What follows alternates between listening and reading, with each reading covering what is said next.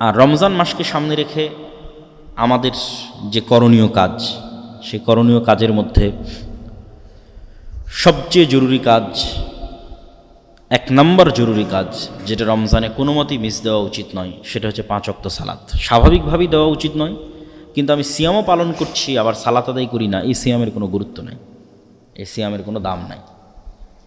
দাজ্জাল যখন আসবে তখনও সাহাবীরা রাসূল সাল্লাল্লাহু আলাইহি ওয়াসাল্লামকে জিজ্ঞেস করল, আল্লাহ নবী সালাত কেমনে হবে? একদিন যদি 1 বছর হয়, সালাত কেমনে হবে? তাহলে দেখেন সাহাবীদের মাথায় সালাত কিভাবে ঢুকে আছে, যে দাজ্জালের ফিতনার ভয়ে ভীত হয়ে অন্য কোনো প্রশ্ন নয়, তাদের মাথায় প্রথম ক্যাচ করেছে সালাত। ঈসা আলাইহিস সালাতু ওয়াস সালাম যখন তার মায়ের কোলে, ফাআশারাত ইলাই ক্বালু কাইফা নুকাল্লিমু মান কানা ফিল মাহদি সাবিয়্যা ক্বালা ইন্নী আব্দুল্লাহ আতানিয়াল কিতাবা ওয়া জাআলানি নাবিয়্যা। ঈসা আলাইহিস সালাম বললেন মায়ের কোল থেকে যে আমি আব্দুল্লাহ, আল্লাহর বান্দা, আল্লাহ আমাকে নবী করেছে। ওয়া জাআলানি মুবারাকান আইনামা কুনতু, আর আমি যেখানেই থাকি না কেন আমি বরকতময়। ওয়া আওসানি বিসসালাতি ওয়াজ যাকাতি মা দুমতু হাইয়্যা, আর আমার আল্লাহ আমাকে আদেশ দিয়েছে যেন আমি মরা পর্যন্ত সালাত আর যাকাত দিই, সালাত আদায় করে আর যাকাত দিই। কোরআনের আয়াত। যে ঈসা আলাইহিস সালাম যখন ছোট্ট শিশু, তখন উনি মায়ের কোল থেকে বলতেছেন যে আল্লাহ তাকে আদেশ দিয়েছে যেন তিনি সালাত আদায় করেন, এবং আল্লাহ তাকে আদেশ দিয়েছে যেন তিনি যাকাত দেন। তাহলে সালাত কত গুরুত্বপূর্ণ হতে পারে। ইব্রাহিম আলাইহিস সালাতু ওয়াস সালাম তার কওমের জন্য, তার পরবর্তী প্রজন্মের জন্য যে কয়েকটা দোয়া করেছে, তার মধ্যে 2টা দোয়া সবচেয়ে গুরুত্বপূর্ণ। রব্বি জাআল হাযাল বালাদা আমিনা ওয়াজনুবনি ওয়া বানিয়া আন না'বুদাল আসনাম। আল্লাহ, এই যে শহর মক্কা শহর, এটাকে নিরাপদ করে দেন কিয়ামত পর্যন্ত, আর আমার পরবর্তী প্রজন্ম যেন ভুলেও মূর্তি পূজক না হয়। তাহলে মূর্তি পূজা কতটা শিরক, কতটা ভয়ঙ্কর খারাপ জিনিস, যে ঈসা আলাইহিস সালাম তার পরবর্তী প্রজন্ম জন্য যে গুরুত্বপূর্ণ দোয়াটা করতেছেন, সেখানে তিনি জায়গা দিচ্ছেন যেন তার পরবর্তী প্রজন্ম মূর্তি পূজক না হয়, মানে শিরক না করে। আর একটা কি দোয়া করছেন? রব্বি জাআলনি মুকিমাস সালাহ ওয়া মিন যুররিয়াতি। আল্লাহ, আমি যেন সালাত আদায়কারী হই আর আমার পরবর্তী প্রজন্ম যেন সালাত আদায়কারী হয়, আমার পরবর্তী প্রজন্ম যেন বেনামাজি না হয়। তাহলে মুসলমানের জন্য পৃথিবী থেকে বিদায় নেওয়া এমতো অবস্থায় যে সে বেনামাজি, এমতো অবস্থায় যে সে কোরআন জানে না, কোরআন পড়ে না, বিনা সালাত বিনা কোরআনে মুসলমানের পৃথিবী থেকে বিদায় নেওয়া উচিত নয়। 2টা জরুরি জিনিস মুসলমানকে নিশ্চিত করতেই হবে তার হায়াত থাকা পর্যন্ত। 1, সে সালাত আদায়কারী হবে, 2, সে কোরআন পড়া জানবে এবং কোরআন পাঠকারী হবে। তাহলে রমজান মাসের 1 নম্বর জরুরি কাজ 5 ওয়াক্ত সালাত, 2 নম্বর জরুরি কাজ কোরআন। মুসা আলাইহিস সালাতু ওয়াস সালামের কওমকে যখন তাওরাত দেওয়া হলো, তোরাহ বলে ইহুদিরা উচ্চারণ করে, যে তোরাহ, যখন তাওরাত দেওয়া হলো, তখন এই তাওরাত যেন তারা মানে, এই জন্য তুর পাহাড়, যে তুর পাহাড়ে ঈসা আলাইহিস সালাম আশ্রয় নেবে, যে তুর পাহাড়ে এই মুসা আলাইহিস সালাম ইবাদত করেছেন 40 রাত আল্লাহর, 40 ওয়া ইয ওয়া'আদনা মুসা 40 লাইলা, 40 রাত ইবাদত করেছে মুসা আলাইহিস সালাম তুর পাহাড়ে। এই তুর পাহাড়কে আল্লাহ ইহুদিদের মাথার উপর তুলে ধরেছে, তুলে ধরে বলছে, হয় তাওরাত মানার ওয়াদা কর, না হলে পাহাড় ছেড়ে দিয়ে এখনই হত্যা করে দিলাম, এখনই ধ্বংস করে দিলাম। তখন বানু ইসরাঈল বলছে, ঠিক আছে, আমরা তাওরাত এবং তাওরাতে যা আছে এটা মানব। তো প্রত্যেক উম্মতের উপর যে গজব এসেছে, সেই গজব আসার কারণ হচ্ছে ওই উম্মতের উপর পাঠানো কিতাবকে না মানা। তাওরাত যদি না মানে তো পাহাড় ছেড়ে দিয়ে আল্লাহ ধ্বংস করে দেবে। তাহলে উম্মতে মুহাম্মাদির উপর গজব আসবে যদি তারা কোরআনকে অবহেলা করে। আর উম্মতে মুহাম্মাদের উপর গজব নূহ আলাইহিস সালামের কওমের মতো বন্যার আকারে হবে না, লূত আলাইহিস সালামের কওমের মতো শহর উল্টিয়ে দেওয়া হবে না, আদ সামুদের মতো বিকট আওয়াজ বা ঝড়ো বাতাসে পরিপূর্ণ ধ্বংস হবে না। তাহলে উম্মতে মুহাম্মাদের উপর গজব কি? উম্মতে মুহাম্মাদি যদি কোরআন অবহেলা করে, বা আমি গজবে আছি কিনা এজ এ উম্মতে মুহাম্মাদি, সেটা আমি বুঝবো কিভাবে? সেটা হচ্ছে আমাদের উপর ভিন্ন জাতিকে আল্লাহ চাপিয়ে দেবে। আরাকানের রোহিঙ্গা, আর চায়নার উইঘুর, আর ফিলিস্তিন, আর বাংলাদেশ, আর যেখানে ভিন্ন জাতিকে তাদের উপর চাপিয়ে দেবে, এটা গজব। এটা হলো উম্মতে মুহাম্মাদির গজবের ধরন। উম্মতে মুহাম্মাদির গজব বন্যা নয়, ভূমিকম্প নয়, শহর উল্টিয়ে দেওয়া নয়, আকাশ থেকে অগ্নিবৃষ্টি নয়, বিকট আওয়াজ নয়। উম্মতে মুহাম্মাদির গজব হচ্ছে ইহুদি, খ্রিস্টান, হিন্দুরা এদেরকে কচুকাটা করবে। যখন দেখবেন করতেছে তখন বুঝবেন গজব। যেমন হালাকু খা, চেঙ্গিস খা যখন বাগদাদে গিয়ে লক্ষ লক্ষ মানুষকে জবাই করেছে বাগদাদে, বুঝতে হবে এটা গজব। কেন এই গজব আসতেছে? কোরআনকে অবমূল্যায়ন করার কারণে। ইন্নাল্লাহ ইয়ারফাউ বিহাযাল কিতাবি আকওয়ামান ওয়া ইয়াদউ বিহি আখারিন। কোরআন এবং এই উম্মতের শক্তি সামর্থ্য দাড়িপাল্লায় সমান সমান। আমার এবং আপনার বাড়িতে, আমার এবং আপনার সমাজে কোরআনের মূল্য যেই মানে থাকবে, পৃথিবীতে এই উম্মতের ক্ষমতা, দাপট, শক্তি সেই লেভেলে থাকবে। কোরআন আমাদের বাড়িতে, আমাদের ঘরে যেই নিম্ন লেভেলে থাকবে, পৃথিবীতে উম্মতে মুহাম্মাদের অবস্থা সেই নিম্ন লেভেলে থাকবে। এটা রাসূল সাল্লাল্লাহু আলাইহি ওয়াসাল্লামের হাদিসের আমি অনুবাদ করতেছি যে তাহলে আমার এবং আপনার পৃথিবীর উন্নতি নির্ভর করতেছে কোরআন পড়া, মানা, বুঝা এবং শিখার উপর। পৃথিবীতে যদি উম্মতে মুহাম্মাদি চায় যে তারা শক্তিশালী, সামর্থ্যবান, পাওয়ারফুল হবে, তাহলে ফিরে আসতে হবে কোরআনের কাছে। এই রমজান মাস হচ্ছে কোরআনের মাস, শাহরু রমাদান আল্লাযী উনজিলা ফীহিল কোরআন। এবং ওই যে দাজ্জালের ফিতনা থেকে বাঁচার রাস্তাও কিন্তু কোরআন। সূরা কাহফের প্রথম 10 আয়াত এবং সূরা কাহফ দাজ্জালের ফিতনা থেকে মুক্তির রাস্তা। তো ওই সূরা কাহফ তো কোরআনেরই অংশ। কোরআন যাদের অন্তরে প্রথিত হয়ে আছে এরা ফিতনায় পতিত হবে না, মানে কোরআনের বুঝ এবং কোরআনের জ্ঞান যাদের ভিতরে আছে। এই জন্য রমজানকে কেন্দ্র করে মসজিদ, মাদ্রাসা, মক্তব, আমরা দাওয়া ইলাল্লাহর মাধ্যমে 7 শতাধিক মক্তব পরিচালিত করতেছি, যেটার একটা প্রতিযোগিতা আপনারা হয়তো এনটিভির পর্দায় অথবা আমাদের ফেসবুকে দেখতে পাচ্ছেন। এনটিভির পর্দায় প্রতিদিন বিকেল 3টায় প্রচারিত হয়। এটা শুধু মক্তবের বাচ্চারা, না মাদ্রাসার, না ইংলিশ মিডিয়াম স্কুলের, না কোথাও, একদম গ্রামে গঞ্জে প্রত্যন্ত অঞ্চলে মসজিদে যে মক্তব হয় সেখানে। তাহলে দ্বিতীয় জরুরি কাজ কোরআন, 1 নম্বর জরুরি কাজ সালাত, দ্বিতীয় জরুরি কাজ কোরআন, তৃতীয় জরুরি কাজ রমজান মাসের ফজিলত যদি আমরা পেতে চাই, যে অতীতের সকল গুনাহ ক্ষমা হয়ে যাওয়া, তাহলে গুনাহ মুক্ত রমজান হতে হবে, গুনাহ মুক্ত সিয়াম হতে হবে, না হলে এই ফজিলত পাওয়া যাবে না। ফজিলত এক জিনিস, ফারজিয়াত আদায় হওয়া এক জিনিস। ফারজিয়াত আদায় হওয়া আর ফজিলত দুইটা সম্পূর্ণ ভিন্ন জিনিস। তুমি যদি নিয়মিত ক্লাসে 40%, সর্বনিম্ন 40% যদি ক্লাসে উপস্থিতি থাকে, তাহলে তোমার ছাত্রত্ব টিকবে। আর যদি ক্লাসে উপস্থিতি 100% থাকে, তাহলে তোমাকে এই পুরস্কার দেওয়া হবে। ছাত্রত্ব টিকা আর পুরস্কার পাওয়া অনেক পার্থক্য আছে। তো আমি ঠিক আছে না খেয়ে থাকলাম, লজ্জাস্থান হেফাজতে, পেটের সিয়াম আর লজ্জাস্থানের সিয়াম। এই সিয়ামের কারণে কি হবে? সিয়াম না থাকার গুনাহ থেকে আমি বেঁচে যাব, ফারজিয়াত আদায় হয়ে যাবে। কিন্তু ফজিলত পূরণ করার জন্য আমাকে একটা শর্ত পূরণ করতে হবে, সেটা হচ্ছে গুনাহ মুক্ত রমজান লাগবে, গুনাহ মুক্ত সিয়াম লাগবে। জিহ্বারও সিয়াম লাগবে, চোখেরও সিয়াম লাগবে, কানেরও সিয়াম লাগবে, হাতেরও সিয়াম লাগবে, পায়েরও সিয়াম লাগবে।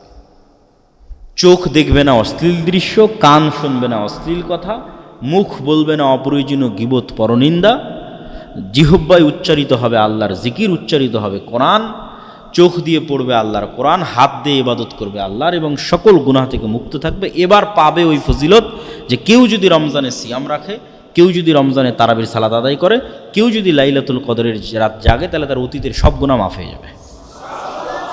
এটা স্পেশাল অফার, ফজিলত, পুরস্কার। এইটা পূরণ করতে হলে গুনাহ মুক্ত রমজান লাগবে। এই জন্য রমজানের তৃতীয় জরুরি কাজ যে রমজানে আপনাকে টার্গেট নিতে হবে যে আমি শুধু পেট আর লজ্জাস্থানের সিয়াম থাকবে না, পুরো শরীরের সিয়াম চলবে, তথা পুরো শরীরের সকল অঙ্গ প্রত্যঙ্গকে সকল গুনাহ থেকে বিরত রাখা। আল্লাহ সুবহানাহু ওয়া তাআলা আমাদের তৌফিক দান করুক, আল্লাহুম্মা আমিন। রমজান মাসের চতুর্থ জরুরি কাজ অত্যধিক পরিমাণে দান, সাদাকা এবং জাকাত বের করা। দেখেন ঈসা আলাইহিস সালামের যে আয়াতটা পড়লাম, ওইটাতে ঈসা আলাইহিস সালাম বলতেছে আল্লাহ আমাকে আদেশ দিয়েছে সালাত আর জাকাতের। কোথাও আল্লাহ জাকাতকে আলাদা করেনি সালাত থেকে। তাহলে আমাদের ব্রেনে সালাতের গুরুত্ব যেই মানের, নিশ্চিত থাকেন জাকাতের গুরুত্ব ওই মানের। কেন কোরআনে কোথাও জাকাতকে, অর্থনৈতিক ইবাদতকে সালাত থেকে আলাদা করা হয়নি। শুরুতেই বলছে ওয়ায়ুকিমুনাস সালাহ ওয়া মিম্মা রাযাকনাহুম ইউনফিকুন, একদম প্রথম সূরা বাকারা, যে তারা সালাত আদায় করে এবং আল্লাহর রাস্তায় দান করে। আল্লাহ সুবহানাহু ওয়া তাআলা জান্নাত বিক্রি করে দিবেন যারা শহীদ হবে জীবন দিয়ে, আর যারা টাকা দিয়ে জান্নাত কিনে নেবে। তো এই জন্য জাকাত পুঙ্খানুপুঙ্খ হিসাব করে বের করতে হবে।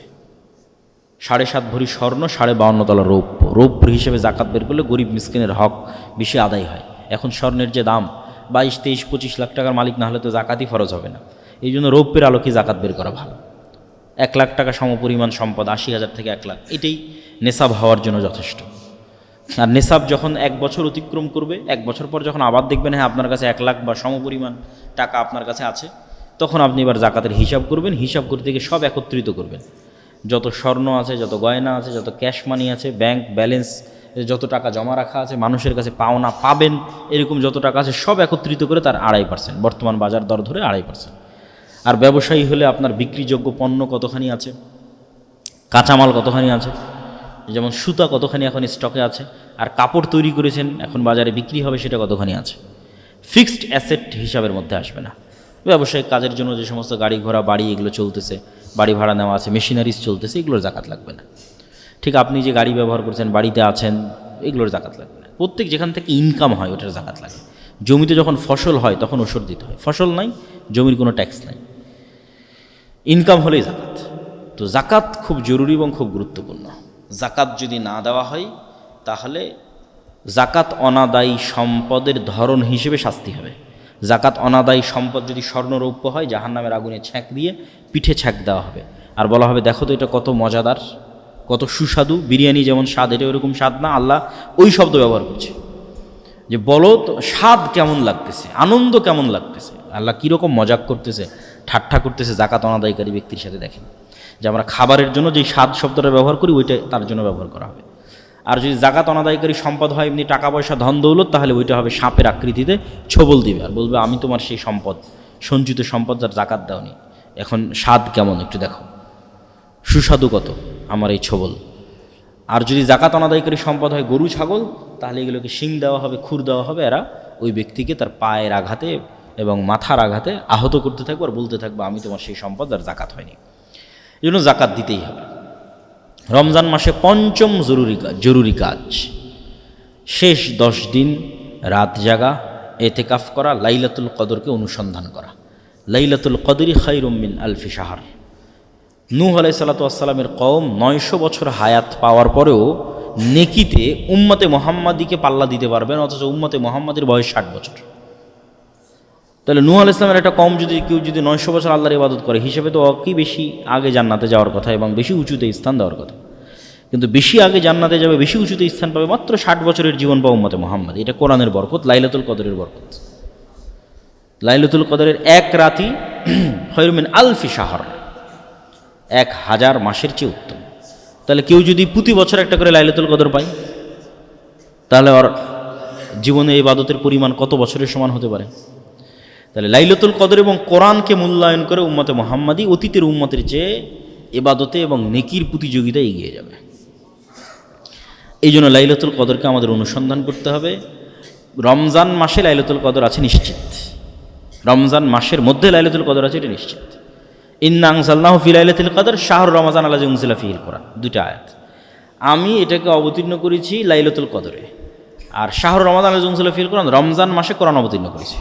তাহলে আমি যদি কোরআন লাইলাতুল কদরে অবতীর্ণ করে থাকি, রমজানে অবতীর্ণ করে থাকি, তাহলে লাইলাতুল কদর রমজানের মধ্যে আছে, আর বাইরে যাওয়ার সুযোগ নাই। এখন রমজানের মধ্যে মানুষ তার চেষ্টা অনুযায়ী লাইলাতুল কদরকে খুঁজবে। যারা রমজানের প্রতি রাত জাগবে তাদের তো শতভাগ নিশ্চয়তা। যারা তার চেয়ে কম জাগতে চায় তারা শেষ 10 দিনের প্রত্যেক রাত, যারা তার চেয়ে কম জাগতে চায় তারা শেষ 10 দিনের বিজোড় রাত, এর নিচে নামার সুযোগ নেই। শুধু 27, শুধু 21 এরকম কোনো স্পষ্ট দলিল কোরআন এবং হাদিসে নাই। শেষ 10 দিনের বিজোড়ের কথা রাসূল সাল্লাল্লাহু আলাইহি ওয়াসাল্লাম বলেছেন। আর যারা ইতিকাফে থাকবে তাদের জন্য জরুরি হচ্ছে রমজান মাসে ইতিকাফ অবস্থায় অন্য স্বাভাবিক গল্প তো বহু পরের কথা, অন্য আলেম ওলামার বক্তব্য শোনা, অন্য আলেম ওলামার বই পড়াও ঠিক না। ইতিকাফ অবস্থায় আপনার কাজ জিকির, সালাত, কোরআন, দোয়া, ব্যাস। এইভাবে ইতিকাফকে মূল্যায়ন করতে পারেন। ইতিকাফে বসে আপনি সারাদিন ফোন চালাচ্ছেন, এতে ইতিকাফ হলো না। ইতিকাফ মানে সোশ্যালি ডিসকানেক্টেড হওয়া। তো আগের যুগে আমরা ফিজিক্যালি, যেহেতু আমাদের সমাজ ব্যবস্থা ছিল, তাই ফিজিক্যালি গিয়ে আমরা ডিসকানেক্ট হতাম মসজিদের কোনায়। এখনকার আমার সমাজ ব্যবস্থা হচ্ছে ডিজিটাল সমাজ ব্যবস্থা।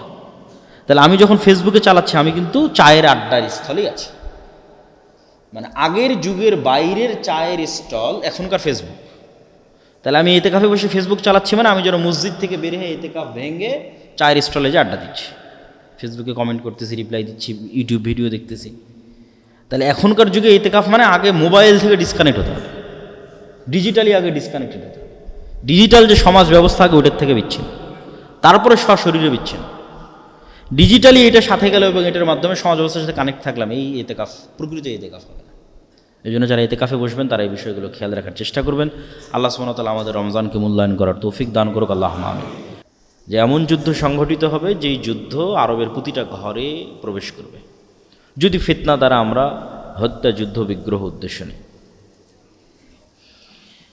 সুম্মা হুদনাতুন তাকুনু বাইনাকুম ওয়া বাইনা বানিল আসফার, তারপর তোমাদের সাথে হলুদ চামড়ার মানুষদের, রোমানদের, ইউরোপিয়ানদের, সাদা চামড়ার মানুষদের, হলদেটে সাদা চামড়ার মানুষদের এক বড় চুক্তি সম্পাদিত হবে, যেই চুক্তি তারাই লঙ্ঘন করবে এবং তারা তোমাদের বিরুদ্ধে যুদ্ধ করতে আসবে 80টি পতাকার অধীনে, যার এক এক পতাকার অধীনে থাকবে 12,000 করে সৈন্যবাহিনী। এটা একটা হাদিস। আর এক হাদিসে রাসূলুল্লাহ সাল্লাল্লাহু আলাইহি ওয়াসাল্লাম বলছেন, সামি'তুম বিমাদিনাতিন জানিবুম মিনহাল বার ওয়া জানিবুম মিনহাল বাহার, তোমরা এমন এক শহরের কথা জানো যেই শহরের এক পাশ সমতল আর এক পাশ সাগর। সাহাবীরা বললেন, হ্যাঁ, আমরা এরকম একটি শহরের কথা জানি। আল্লাহ নবী বললেন, লা তাকুমুস সাআহ হাত্তা ইয়াগযুহা ৭০ আলফাম মিন বানি ইসহাক, ততদিন পর্যন্ত কিয়ামত হবে না যতদিন না ইসহাক আলাইহিস সালাতু ওয়াস সালামের বংশের ৭০,০০০ মানুষ এই শহরে যুদ্ধ না করছে। ফাইদা জাউহা নাজালু ফালাম ইউকাতিলু বিসিলাহিন ওয়ালাম ইয়ারমু বিসাহমিন, এই ৭০,০০০ মানুষ যে শহর বিজয়ের জন্য যুদ্ধ করবে, এই যুদ্ধ তারা কোনো অস্ত্র দিয়ে করবে না। রাসূল সাল্লাল্লাহু আলাইহি ওয়াসাল্লাম বলছেন, লাম ইউকাতিলু বিসিলাহিন, কোনো অস্ত্র দিয়ে যুদ্ধ করবে না, ওয়ালাম ইয়ারমু বিসাহমিন, কোনো তীর নিক্ষেপ করবে না। ক্বালু লা ইলাহা ইল্লাল্লাহ আল্লাহু আকবার, তারা যুদ্ধ করবে শুধু মুখের আওয়াজ দিয়ে, যে মুখের আওয়াজ হবে লা ইলাহা ইল্লাল্লাহ, যে মুখের আওয়াজ হবে আল্লাহু আকবার। ফায়াসকুতু আহাদু জানিবাইহা, এইভাবে শহরের দেওয়াল ভেঙে পড়ে যাবে। আবার যখন তারা বলবে দ্বিতীয়বার লা ইলাহা ইল্লাল্লাহ আল্লাহু আকবার, তখন শহরের আর এক দেওয়াল ভেঙে পড়ে যাবে। তারপরে তারা আবার বলবে লা ইলাহা ইল্লাল্লাহ আল্লাহু আকবার, তখন শহরের তৃতীয় দেওয়াল ভেঙে পড়ে যাবে। ফাইফাররাজু লাহুম ফায়াদখুলুহা ফায়াগনামু ফাবাইনাহুমা হুম ইয়াকতাসিমুন আল মাগানিম, 3টা দেওয়াল ভেঙে যাওয়ার পর তারা ওই শহরে প্রবেশ করতে সক্ষম হবে এবং শহরে বিজয়ী হিসেবে প্রবেশ করার পর যখন তারা গনিমতের মাল বন্টন করবে, তখন অদৃশ্য থেকে একটা আওয়াজ আসবে, ইন্নাদ দাজ্জাল ক্বাদ খারাজ, দাজ্জাল তোমাদের বাড়ি ঘরে প্রবেশ করে গেছে। ফায়াতরুকুনা কুল্লা শাইইন ওয়া ইয়ারজিউন, তখন তারা তাড়াহুড়া করে এই গনিমতের মাল ফেলে দিয়ে তাদের বাড়ি ঘরের দিকে ফেরত যেতে থাকবে দাজ্জালের খোঁজে। এটা একটা হাদিস।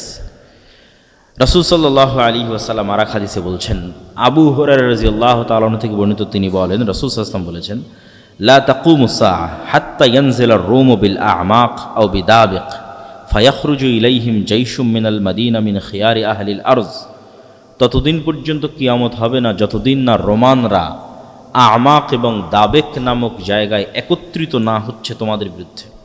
এই আমাক এবং দাবেক হচ্ছে বর্তমান সিরিয়া এবং তুরস্কের সীমান্তবর্তী অঞ্চল।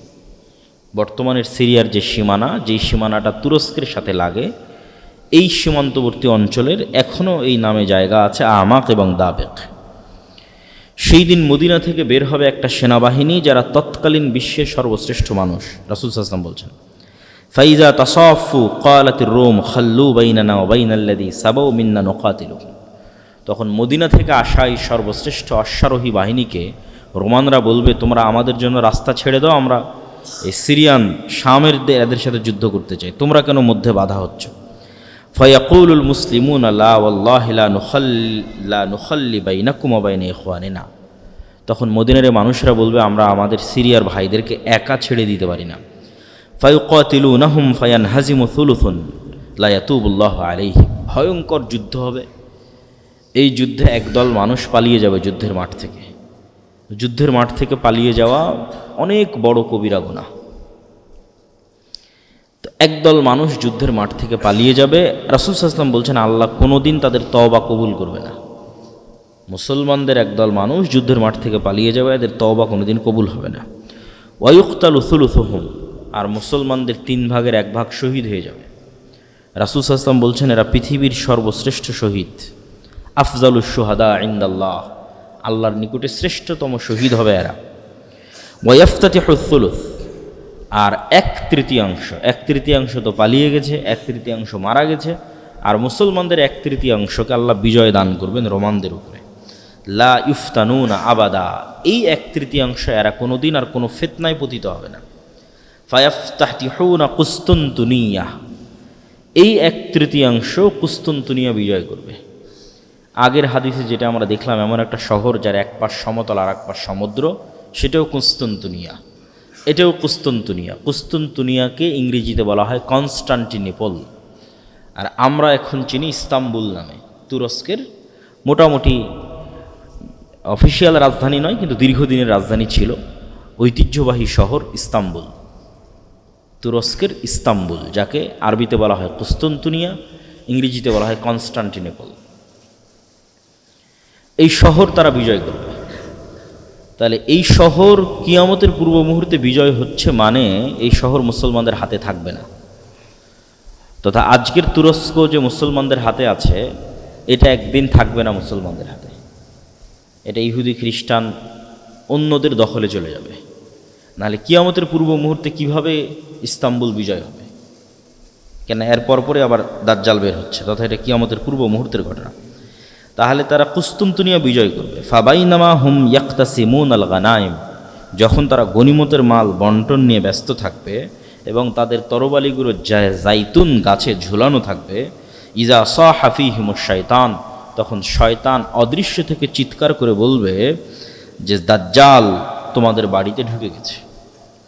ফায়াখরুজুনা ওয়া যালিকা বাতিল, তখন তাড়াহুড়া করে এরা গনিমত ফেলে দিয়ে তরবারি নিয়ে তাদের বাড়িঘরের দিকে যেতে থাকবে, মানে দামেস্ক শহরের দিকে আসতে থাকবে। এটা আরও অন্য বর্ণনায় আরও স্পষ্ট হয় যে দামেস্ক শহরের দিকে ফেরত আসতে থাকবে। তো এই প্রথম সংবাদটা হবে মিথ্যা, দাজ্জাল যে তাদের বাড়িঘরে ঢুকে গেছে, এই প্রথম সংবাদ মিথ্যা হবে। ফাইজা জাউ শাম খারাজা ফাবাইনামা হুম ইউইদ্দুনা লিল কিতাল, কিন্তু যখন তারা দামেস্কে ফেরত আসবে তারপরে সত্যি সত্যি দাজ্জাল বের হয়ে যাবে। তখন ইউইদ্দুনা লিল কিতাল, তখন তারা যুদ্ধের প্রস্তুতি নিবে দাজ্জালের সাথে। ইউসাফুনা সুফুফা ইদা উকিমাতিস সালাত, এমতো অবস্থায় দামেস্কের মসজিদে সালাতের একামত হবে এবং মুজাহিদরা সালাতের জন্য দাঁড়াবে সারিবদ্ধভাবে। কিছু বর্ণনায় এসেছে এটা ফজরের সালাত। ঠিক এই সময়ে ইয়ানজিলু ঈসা ইবনু মারিয়াম, কিছু বর্ণনায় এসেছে দুই ফেরেশতার কাঁধের উপর ভর দিয়ে নামবেন। ফাআম্মাহুম ফাইদা রাআহু আদুউল্লাহ যাবা কামা ইয়াযুবুল মিলহু ফিল মা ফালাউ তারাকাহু লান যাবা হাত্তা ইয়াহলিক। ঈসা ইবনু মারিয়ামকে যখন দাজ্জাল দেখবে, তখন লবণ যেভাবে পানিতে দিলে মিটে যায়, মিশে যায়, গলে যায়, দাজ্জাল সেভাবে গলে যেতে থাকবে। ওয়ালাকিন ইয়াকতুলুহুল্লাহু বিয়াদিহি, কিন্তু তারপরও ঈসা আলাইহিস সালাম নিজে হাতেই দাজ্জালকে হত্যা করবেন। ফায়ুরিহিম দামাহু ফি হারবাতি, এবং যেই অস্ত্র দিয়ে তিনি দাজ্জালকে হত্যা করবেন এটা জনগণকে দেখাবেন যে দেখো দাজ্জালকে হত্যা করেছে। কাছাকাছি অনুরূপী বর্ণনা যে রোমানদের সাথে মুসলমানদের একটা বিরাট চুক্তি হবে, আর এই চুক্তির লঙ্ঘনটা হবে এইভাবে যে রোমানদের সাথে মুসলমানদের চুক্তি হওয়ার পর এরা তৃতীয় আর একটা পক্ষের বিরুদ্ধে একসাথে একত্রিত হয়ে যুদ্ধ করবে, তথা খ্রিস্টানেরা আর মুসলমানেরা একত্রিত হয়ে তৃতীয় এক পক্ষের বিরুদ্ধে যুদ্ধ করবে। সেই তৃতীয় পক্ষ কে কারা তা হাদিসে উল্লেখ নাই। এই যুদ্ধে মুসলমান এবং খ্রিস্টানদের বিজয় হবে। বিজয় হওয়ার পর একজন খ্রিস্টান সৈন্য বলবে যে ক্রুশের কারণে বিজয় হয়েছে, যে ক্রুশ চিহ্ন তারা গলায় ঝোলায়, এটার কারণে আমরা বিজয়ী হয়েছি। এইটা দেখে এক মুজাহিদ মুমিন ওই ক্রুশটাকে ভেঙে দিবে, বলে না আমরা আল্লাহর সহযোগিতায় বা আল্লাহর সাহায্যে বিজয়ী হয়েছি। এই ক্রস ভাঙ্গাকে কেন্দ্র করে একদল আর এক দলের মুখোমুখি হয়ে যাবে পুনরায়, এবং এই যে মুখোমুখি হবে, এই মুখোমুখির কথাই বলা হচ্ছে যে 80টা পতাকার অধীনে তারা একত্রিত হবে, যার এক এক পতাকার অধীনে 12,000 করে সৈন্যবাহিনী থাকবে, এবং মুসলমানদের 3 ভাগের 1 ভাগ পালিয়ে যাবে, 1 ভাগ শহীদ হবে, 1 ভাগ বিজয় হবে, এবং বিজয় হওয়ার পর কনস্টান্টিনোপল, ইস্তাম্বুল, তুরস্ক বিজয় হবে। এই যুদ্ধের আর অন্য বর্ণনায় রাসূল সাল্লাল্লাহু আলাইহি ওয়াসাল্লাম বলছেন যে এই যুদ্ধ এত ভয়াবহ হবে যে 100 জন মানুষের 99 জনই মারা যাবে, একজন বেঁচে থাকবে। একটা পাখি যদি আকাশে 1 মাস উড়ে, তাহলে 1 মাস উড়লেও লাশের সারি শেষ করতে পারবে না, লাশের দুর্গন্ধে সে মৃত অবস্থায় পড়ে যাবে। তার বাঁচার মতো আলাদা কোনো আশ্রয়স্থল যেখানে লাশ নাই, লাশের দুর্গন্ধ নাই, এরকম কোনো সেফ জায়গা সে খুঁজে বের করতে পারবে না। উঠতে উঠতে উঠতে উঠতে ক্লান্ত হয়ে মরে পড়ে যাবে। এত বেশি পরিমাণে মানুষ এই যুদ্ধে মারা যাবে যে মানুষ আর গনিমতের মালেও সন্তুষ্ট হবে না, মানুষের ওয়ারিস বন্টন করার কেউ থাকবে না। এগুলো সব রাসূল সাল্লাল্লাহু আলাইহি ওয়াসাল্লাম বিভিন্ন হাদিসে বলেছেন। ওই সেম ঘটনার ধারাবাহিকতায় বিভিন্ন হাদিস। তারপরে যখন আড়াল থেকে ঘোষণা হবে দাজ্জাল তোমাদের বাড়িঘরে প্রবেশ করে গেছে, তখন যারা তাড়াহুড়ো করে বের হবে দাজ্জালকে খুঁজতে, আর এক বর্ণনায় রাসূল সাল্লাল্লাহু আলাইহি ওয়াসাল্লাম বলছেন যে মুজাহিদদের মধ্যে 10 জনকে পাঠানো হবে যে তোমরা যাও, অশ্বারোহী 10 জন অশ্বারোহীকে পাঠানো হবে, দেখো তো দাজ্জাল সত্যি সত্যি আমাদের বাড়িতে ঘরে ঢুকে গেছে কিনা।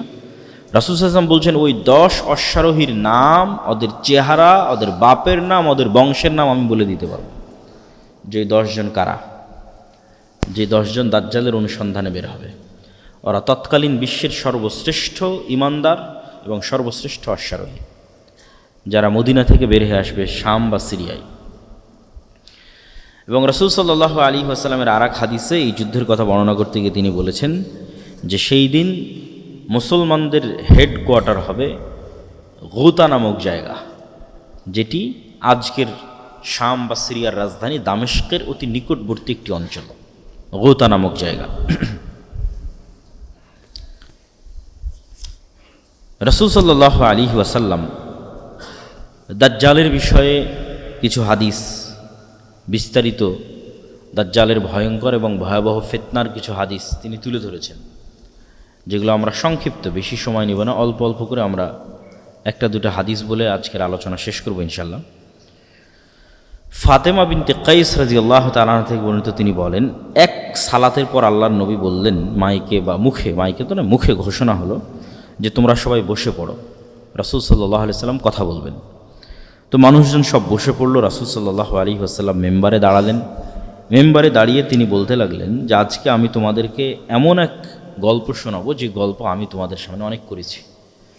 এই গল্প হচ্ছে তামিম আদ-দারির গল্প। আন্না তামিম আদ-দারি কান রাজুলান নাসরানিয়ান, যে ছিল খ্রিস্টান মানুষ, যা আফা বায়া ওয়া আসলামা, সে আল্লাহ নবীর হাতে হাত রেখে ইসলাম গ্রহণ করার পর এই ঘটনা সে আল্লাহ নবীকে শোনায়। সেই ঘটনা হচ্ছে আন্নাহু রাকিবা ফি সাফিনাতিন বাহরিয়াতিন মা 30 রাজুলাম, সে তার নিজ গোত্র এবং আর 2-3টা আরব গোত্রের 30 জন মানুষকে নিয়ে একটা নৌকায় দীর্ঘ লম্বা সফরে বের হয়। ফালাইবা বিহিমুল মাউজু শাহরান ফিল বাহরি, সমুদ্রের ঢেউ তাদেরকে 1 মাস যাবৎ এদিক ওদিকে নিয়ে যেতে থাকে। তারা কোনো লোকেশন ট্র্যাক করা, আগের যুগের মানুষ তারা এবং চাঁদ দেখে দিক নির্ধারণ করে নৌকা পরিচালনা করত, কিন্তু ঝড় বৃষ্টি ঢেউয়ে আর কন্ট্রোল করতে পারেনি যে এই নৌকা কোন দিকে যাচ্ছে। তো অনেক পরে গিয়ে, দীর্ঘ 1 মাস পরে গিয়ে এই নৌকা একটা দ্বীপে গিয়ে ভিড়ল।